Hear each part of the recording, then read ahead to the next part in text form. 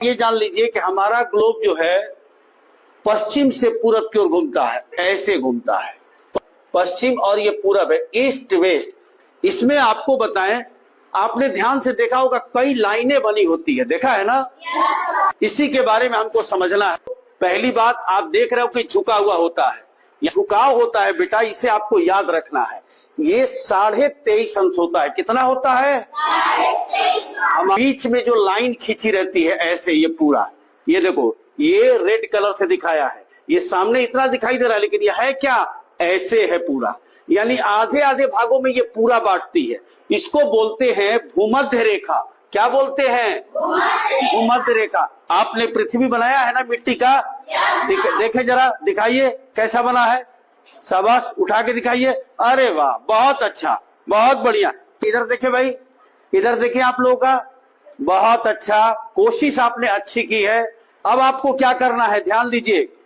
जो हमने भूमध्य रेखा ये बनाया है, आप अपने ग्लोब जो मिट्टी का बनाया है, बिल्कुल बीच से पेन से चारों ओर से बनाइए, ओर से बनाइए, हाँ बनाइए, चारों ओर से, चारों ओर।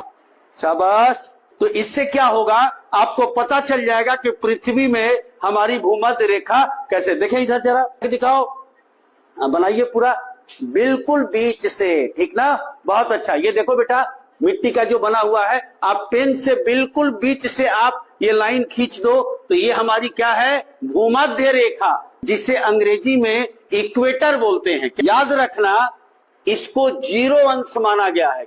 अब देखिए, जो आपने ये बीच में देखा है, इसके ऊपर और इसके नीचे समांतर 90 लाइनें खींची जाती है। यहां संभव नहीं है ना, संभव नहीं है, आप भी नहीं खींच पाओगे, लेकिन आप याद तो रख सकते हो। यानी भूमध्य रेखा के ऊपर वाला, ये देखो नॉर्थ है, ये साउथ है, तो ऊपर वाला उत्तरी गोलार्ध और नीचे वाला दक्षिणी गोलार्ध से ये बेटी ने बनाया आपका, ये बन गया ना, ये बन गया, मिट्टी का बना है, सबके हाथ में है। तो ये लाइन जो भूमध्य रेखा, इसके ऊपर उत्तरी गोलार्ध और नीचे दक्षिणी गोलार्ध। क्यों दक्षिणी गोलार्ध नीचे? क्योंकि ये देखिए, नीचे साउथ होता है, दक्षिण, और ऊपर नॉर्थ होता है। इसी उत्तरी गोलार्ध में ये भूमध्य रेखा के समांतर 90 लाइन खींची जाती है। कितनी लाइन? 90। और दक्षिणी गोलार्ध में भी 90 लाइन खींची जाती है। यानी टोटल कितनी लाइन हो गई? 180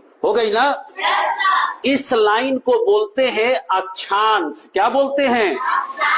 अंग्रेजी में लैटिट्यूड बोलते हैं। अभी भी कोई पूछे कि अक्षांश रेखाएं कैसे खींचते हैं, तो अक्षांश रेखाएं आप ऐसे दिखाओगे। ये मिट्टी का बनाए हैं, मैं इसलिए ले रहा हूं कि सबके हाथ में है।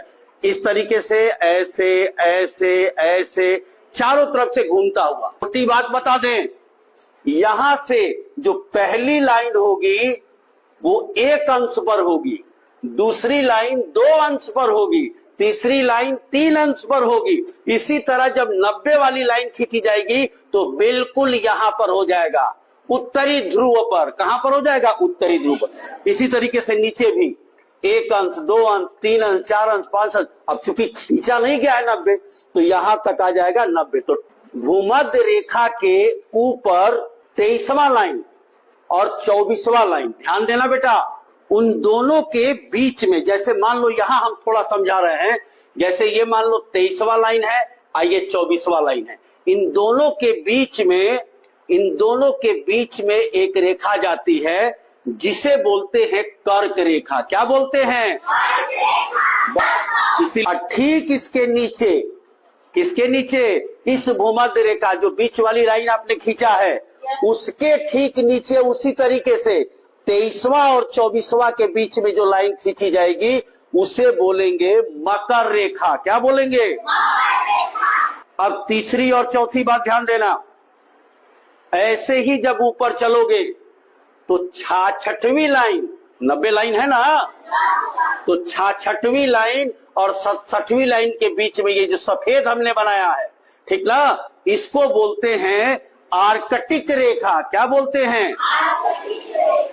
आर्कटिक रेखा जो हमारी होती है उत्तरी गोलार्ध में होगा। उत्तरी गोलार्ध में कितने पर? 66.5 अंश पर। और ठीक दक्षिणी गोलार्ध में भी 66.5 अंश पर, या उसको बोलते हैं दक्षिणी अक्षांश रेखा। जो इधर होगा उसको बोलते हैं अंटार्कटिक रेखा। क्या बोलते हैं? ध्यान। अब आते हैं यहां पर, देखिए वो तो हो गया ऐसे ऐसे। अब यहां पर देखिए एक लाइन ग्लोब में ऐसे मिलती है, ऐसे ऐसे, उत्तरी ध्रुव से दक्षिणी ध्रुव तक ऐसे जो लाइन मिल रही है, इसकी संख्या इसमें गिनते रह जाओगे, नहीं गिन पाओगे। लेकिन हमारे प्यारे बच्चे अगर कोई पूछेगा तो बता देंगे 360 रेखाएं होती हैं। कितनी होती हैं? 360। अब देखो इसे कौन सी लाइन बोलते हैं? तो देशांतर रेखा बोलते हैं। कौन सी रेखा? देशांतर रेखा बोलते हैं। याद रखना, इसमें भी प्रत्येक, अब देखो ये बीच वाली जो पीली वाली लाइन है, नॉर्थ और साउथ, यानी नॉर्थ पोल और साउथ पोल को मिला करके जो बीच वाली लाइन है, इसका भी नाम याद रखना है प्रमुख मध्याह्न रेखा।